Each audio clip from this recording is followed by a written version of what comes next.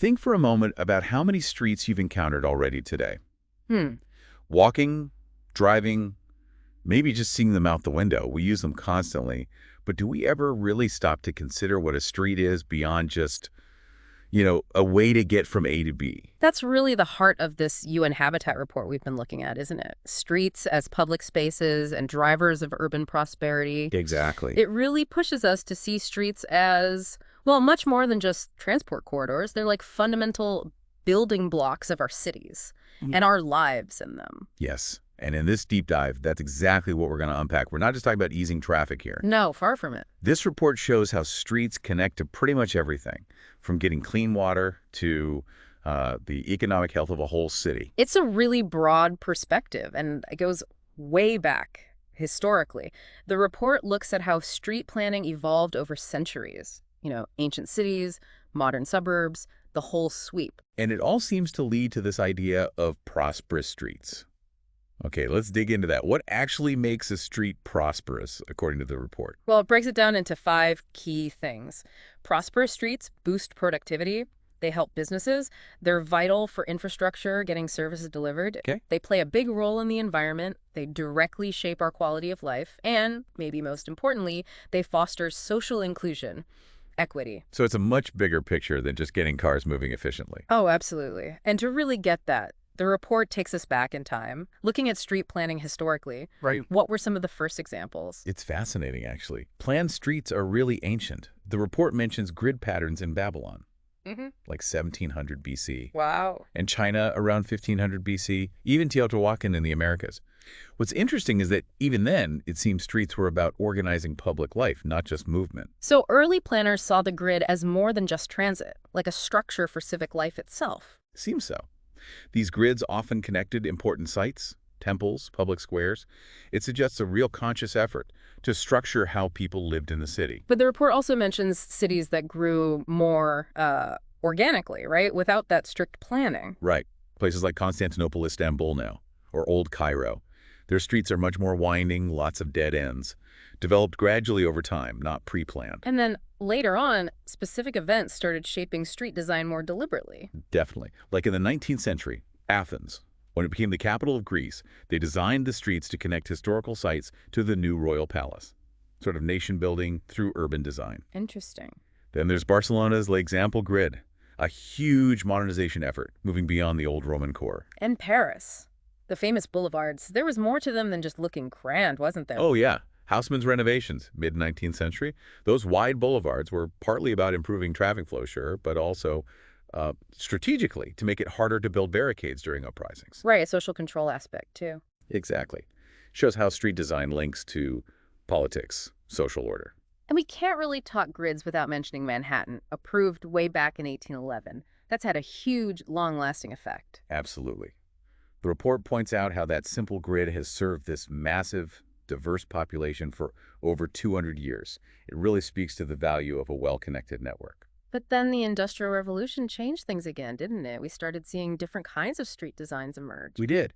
In Europe and North America, you started getting more polycentric cities, multiple centers, and hierarchical street networks, some main roads, lots of smaller ones. And that was partly driven by social changes, people moving out. Yeah, social stratification played a role. Yep. Wealthier people moving to the edges, lower density areas. The start of the suburbs, really. And the car just poured fuel on that fire, leading to what we call suburban sprawl. Exactly. These car-centric suburbs often lack the amenities of the city center, lower density. And this kind of sets up a major contrast with what the report describes in the developing world. Yeah, the experience in Africa, Asia, Latin America, the Caribbean, it's often been quite different. The report talks about peripherization. What's that about? Peripherization. Yeah. It described how cities expanded outwards, often creating these large peri-urban zones. Think informal settlements, not much infrastructure, few proper access roads, a real lack of basic services. So a big gap in both the amount of streets and the quality compared to many developed cities. A huge gap. Right. And unlike, say, planned cul-de-sacs in some western suburbs, the dead ends you find in these areas are often just unplanned, resulting from informal land division. Oh, the report put some numbers on this too, right? The land actually dedicated to streets. Yeah, and they're quite stark. Yeah. In many developing city cores, it's less than 15% of the land for streets. In the suburbs, often under 10%. Wow. They looked at 40 cities, and only 7 had over 20% of their core land as streets. It really highlights the inequality in planning priorities. And Dakar is used as an example of how colonial history played into this. Yes, it's a powerful case study. Before the French, Dakar had a more organic layout. The French imposed a grid, Parisian-style boulevards, quite military-influenced. Yeah. But their policies also created segregation. Services were concentrated in European areas, while indigenous settlements on the outskirts got these irregular, unserved street patterns. That legacy persists. And there's a brief mention comparing Cairo's organic growth with Alexandria's more European grid, too. Right, and all this connects directly to slum growth. The report defines slums by lack of basic services, insecure tenure, overcrowding. And the statistic is shocking. It is. 1 in 3 urban dwellers in the developing world living in a slum. Sub-Saharan Africa has the highest rate. The lack of a formal street network is just fundamental to the problem. It blocks access to Well, everything. theory sets the stage. Okay, shifting gears a bit. Modern planned cities. The report mentions Brasilia and Abuja. How are they different? Well, they're examples of cities designed basically from scratch. Brasilia, famous for its bird shape, followed Le Corbusier's modernist ideas. Separation of functions, living, working, leisure, huge open spaces, wide roads for traffic. Very deliberate, very ordered. Exactly. Abuja in Nigeria also features lots of wide avenues, boulevards. It's a stark contrast to how most older cities evolved piece by piece. Definitely. So let's circle back to this idea of prosperous streets. The report talks about livable streets and complete streets. What's the core idea there? It's really about putting people first, not just vehicles. Livable and complete streets focus on safety, making it pleasant to be there, social interaction, and accessibility for everyone, pedestrians, cyclists, public transport users. Jane Jacobs comes up naturally. Yes, her ideas are influential here. And Copenhagen is mentioned as a city that really started prioritizing cycling way back in the 60s and hasn't stopped. And a really critical part of this is connectivity, isn't it? It's not just having streets, but how they link up. Absolutely key. You need enough land for streets, yes, but also long networks and plenty of intersections. Good connectivity makes trips shorter, gives people more transport options, makes the whole system work better. Like avoiding those situations where everyone is forced onto one or two main roads because there are no alternatives. Exactly. And this ties into the Wheel of Urban Prosperity framework the report uses. It shows how street planning hits all those 5 areas we mentioned: infrastructure, environment, productivity, quality of life, social inclusion. Right, you can see it clearly with basic services. Streets are the conduits for water pipes, power lines, sanitation, even internet cables. And if you don't have streets in slum areas, how do you provide those essential services? The report highlights findings from UN Habitat's monitoring program showing that direct link. No streets, no services. It's fundamental. And of course, streets have to handle different transport modes, which impacts congestion, commute times, pollution. Which brings us to this really interesting idea: UN Habitat's street-led citywide slum upgrading. Yeah, what's the thinking there? The idea is to use the street network as the starting point, the backbone, for integrating slums into the rest of the city, physically, legally, economically, socially. Start with the streets and build out from there. That makes a lot of sense. A tangible first step. Okay, what about the environmental angle? How do streets connect to sustainability? Significantly. Street design impacts air pollution, like PM10 levels. Good design means enough space for walking, cycling, public transport. Efficient traffic flow helps too. Shorter trips because of good connectivity and mixed land use. It all adds up. Reducing the need for long car journeys, minimizing stop-start traffic. Exactly. They mentioned the green wave concept for traffic lights, timing them to keep traffic moving smoothly at optimal speeds. Better flow, fewer emissions. And interestingly, more intersections, if well designed, can actually reduce some emissions, like hydrocarbons. Mixed land use also makes a big difference, though they caution about the type of commercial activity to avoid toxic emissions. Right. But in many African cities, the report points out, a lot of air pollution comes from just poor road conditions, the quality of fuel, vehicle maintenance, even road dust. It lists cities like Gaborone, Dakar, Lagos with high PM10 levels. It's a serious health issue. Absolutely. The health impacts are direct air, water, noise pollution, and indirect through Oh. climate change. People spending lots of time on polluted streets face higher risks. There's even a mention of a Los Angeles study linking cancer risk to proximity to busy roads. A sobering reminder. Okay, let's switch to the economy. How do streets drive prosperity in that sense? Well, connectivity is huge for business. Good locations, easy to get to, attract more customers, more investment, land values go up. Makes sense. And the street vending comes up again here. Yes, the report really emphasizes its importance in many economies.